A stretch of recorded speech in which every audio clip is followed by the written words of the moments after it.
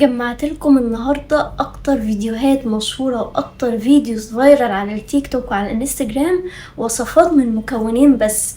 وفعلا من مكونين بس، يعني انسوا بقى اللي بيطلع يقول لكم هنعمل وصفة من مكونين بس وفي الاخر تلاقوه داخل في 24 مكون. النهاردة فعلا هنعمل وصفات سهلة جدا بتتعمل من مكونين بس، وكل الريسبي دي هتكون سهلة وبسيطة وبيتعمل اصلا يعني الوصفات دي وتطلع نفس الوصفة اللي هتتعمل بمكونين بس. على العموم انا النهاردة هعمل معاكم كذا وصفة من مكونين بس، سهلة وبسيطة جدا وبتتعمل بمكونات كتيرة جدا، بس النهاردة هنتحدى نفسنا وهنعملها بمكونين بس. فهنشوف، يعني انا لسه هجرب معاكم، يعني مفيش ولا وصفة من الوصفات دي انا عملتها قبل كده، فانا اول مرة هكون هجربها معاكم في الفيديو، فانا مستعدة جدا ويلا بينا نبدأ باول وصفة. بصوا بقى، هي اول حاجة جابت الأوريو وطحنته كده زي ما انتوا شايفين، وبعد ما طحنته حطت عليه لبن، تمام، بس شويه صغيرين بحيث ان قوامه يكون تقيل كده شويه. كيكه كده زي ما انتوا شايفين، بجد مفيش اسهل من كده، يعني لو تعمل كيكه في دقيقه واحده بس يكون عندك كيكه اوريو، وحطت عليها شوكولاته كمان من فوق. فتعالوا نجربها، بصراحه سهله جدا. اول حاجه انا جبت فنجان كده صغير، تمام، عشان مش هعمل كميه كبيره، وهعمل في ده بس، يعني مش هقسمها كده زي ما هي قسمتها، تمام. وهجيب الاوريو عادي، هما دول 3، فانا هزود كمان 2 طحنتهم، بس انا بيتهيألي ان هما هيتطحنوا في الكبة لان انا مش عارفة اطحنهم بالمعلقة، يعني مستحيل دول يتطحنوا بالمعلقة، فانا هطحنهم في الكبة اهو. انا دلوقتي طحنتهم بقوا كده زي الرملة كده، وبعدين نحط عليها اللبن، بس مش هنكتر لبن علشان قوامها يبقى سميك كده شوية، فاهمين؟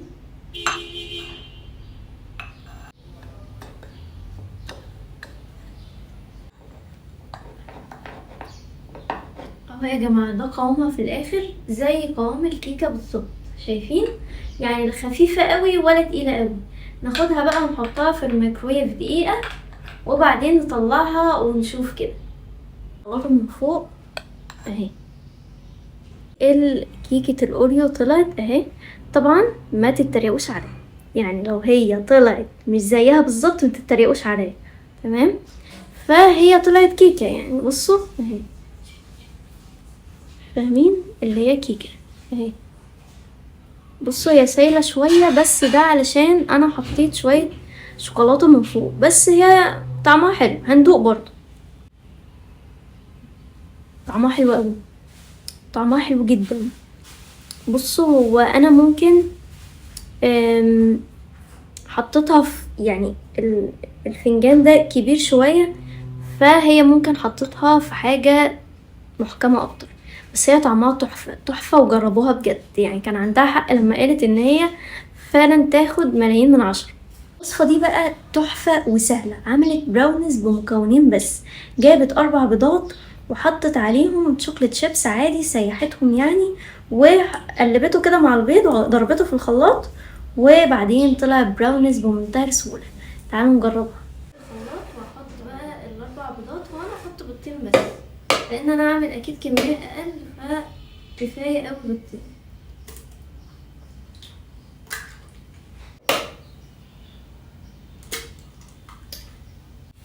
طيب يا جماعة، انا دلوقتي سيحت الشوكولاتة اهي، ماشي، وهنزلها بقى على البيض، بس هي طبعا سخنة فانا مسكها اهو. ننزلها بقى ايه على البيض ده بس كده، ونروح بقى نضربها في الخلاط ونشوف بقى ونحطها في الفرن. انا متحمسه جدا للوصفه دي لانها اكتر وصفه هتبيني ان البراونيز اللي كنا بنعملها بوصفات كتيره جدا ممكن تتعمل بمكونين بس. بصوا يا جماعه، انا ضربتها في الخلاط، بس استغربت حاجه، ان هو بيعمل الوصفه دي وحط بيض وما حطش فانيليا، يعني زفاره البيض هتبقى باينه قوي واضحه، فانا بصراحه حطيت الفانيليا وانا بضربها علشان لو في زفاره في البيض يعني فاهمين قصدي ايه. وهحطها في الطبق ده، طبعا هتقولوا لي ايه الكميه القليله دي، بس علشان انا حاطه بس بيضتين وحط حتى كميه شوكولاته صغيره، فاهمين؟ فانا عامله كميه قليله بحيث ان هي لو فشلت منبقاش ايه خسرنا. بس كده بقى جاهز معانا. انا عايزه اوريكم بس ايه شكلها، هي دي شكلها ودلوقتي هندخلها ونشوف هتطلع براونز فعلا ولا مش هتطلع براونز. مش عارفة مقلقة منها ليه. طبعا ايه مش عارفة امسكها عشان هي سخنة. انا عاملة كمية قليلة بس يعني هي طلعت زيها بالظبط. حتى انا هقطعها، شايفين كمان الشوكولاتة اللي جوه سايحة يعني، فاهميني؟ تحفة تحفة بجد. انا عاملة كمية قليلة بس هي تحفة. شايفين هي دي الشوكولاتة بس اللي جوه. طبعا هي عشان سخنة فانا ما اقدرش ان انا اقطعها دلوقتي زي ما هو قطعها. يا جماعة ده شكلها بعد ما بردت، طلعت فعلا براونز زي البراونز اللي بتتعمل بمليون مكون. اتعملت بمكونين عادي جدا وعليت اهي. دي بعد ما بردت. الوصفة اللي بعد كده دي تحفة وسهلة جدا برضو من المكونين، اللي هي الشوكولات ترافل.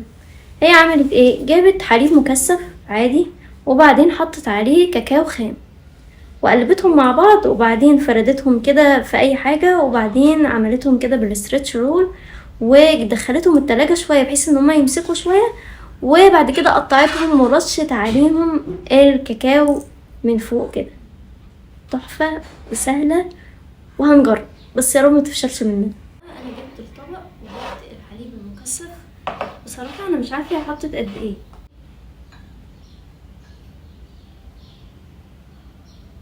دلوقتي بقى ايه ننزل بالكاكاو.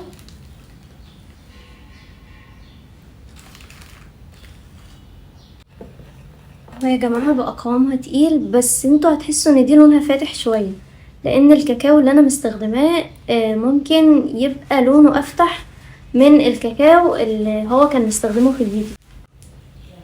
اهو يا جماعة هو مسك جدا اهو. شايفين اصلا قوامه عامل ازاي؟ شايفين؟ ولونه كمان اغمق شوية. دلوقتي بقى نفرده على ستريتش رول وندخله التلاجة اهو.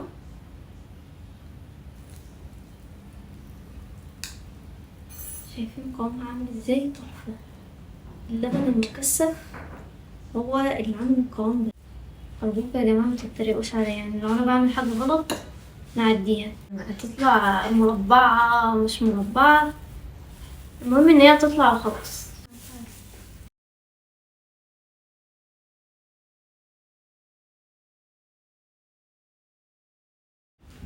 انا عايزة اوريها لكم عشان اوريكم المصيبة اللي حصلت كده زي ما انتوا شايفين.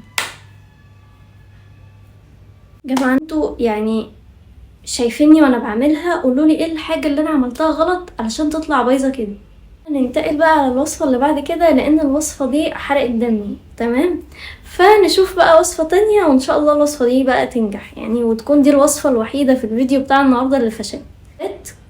وحط عليهم شوكولاتة، طبعا جاب بار الشوكولاتة ده وسيحه وحطه على الموز وقلبهم مع بعض لحد ما وصل قوامهم بالشكل ده، وبعدين دخلهم التلاجة تقريبا 4 ساعات على حسب يعني ما تجمد. وحطهم، اهم حاجة ان هو حطهم على ايه، على كيس كده فاهمين عشان تمسك. وانا جاي عقدة من الوصفة اللي قبل دي فيا رب دي تنجح. طيب بعد كده بقى الوصفة اللي بعد كده قلنا هنجيب موز. هو حط 3 موزات بس الموز اللي عندي تقريبا اكبر. احنا ممكن نكتفي بموزتين بس، يعني شايفة انه كتير قوي ان احنا نحط 3 موزات من دول.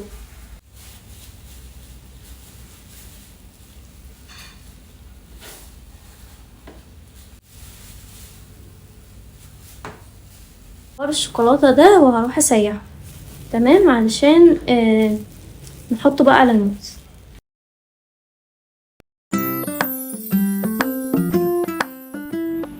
انا مكسوفة جدا، شايفين الشكل؟ شكلها يعني لا يمس بصلة للفيديو، قطعة زي ما طلعت معاه خالص.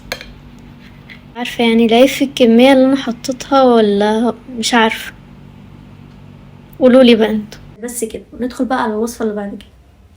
الوصفة اللي بعد كده بقى دي تحفة تحفة زي ايس كريم الاوريو بالظبط. عارفين اللي هو الايس كريم اللي هو الساندوتش ده اللي احنا بنجيبه من السوبر ماركت؟ هو ده بس بيتعمل بمكونين. اول حاجة هو جاب الاوريو وفصل الحشو بتاع الاوريو اللي جوه عن البسكوت، يعني البسكوت لوحده والحشو اللي جوه لوحده، وطحن البسكوت وساب طبعا الحشو ده على جنب، وبعدين حط كريمة خفق او اي كريمة عامة، وحطها في الكبة لحد ما بقت يعني قوامها تقيل زي ما انتوا كده، زي ما انتوا شايفين كده في الفيديو. وبعدين حط عليها الحشو كمان، وحط طبقة من البسكوت كده تحت، وبعدين طبقة الكريمة، وبعدين طبقة من البسكوت فوق. تحفة وطعمها انا متخيلة من دلوقتي. تعالوا نجربها. طيب دلوقتي بقى انا المفروض ان انا هفصل، انا جبت الاوريو والمفروض ان انا هفصل البسكوت عن الحشو اللي جوه.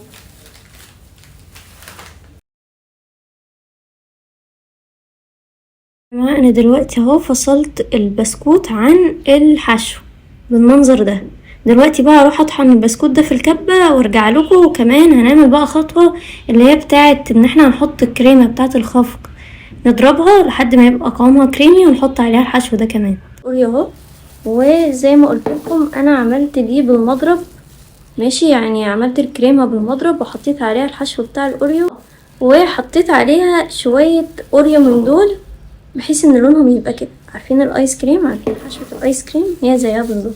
ودلوقتي بقى هتيجي خطوة ان احنا هنحط الحشو ده في كيس تلاجة وهنقصه علشان لما نيجي نعمل الطبقات نعملها زي ما انتوا شفتوا كده في الفيديو. بقى ايه، نبتدي ان احنا نعمل الطبقات، لان انا حاسه ان الوصفه دي هي وصفه مش هتلزمني. فاول طبقه هنحطها هي طبقه الاوريو، طبعا البسكوت اللي احنا طلعناه.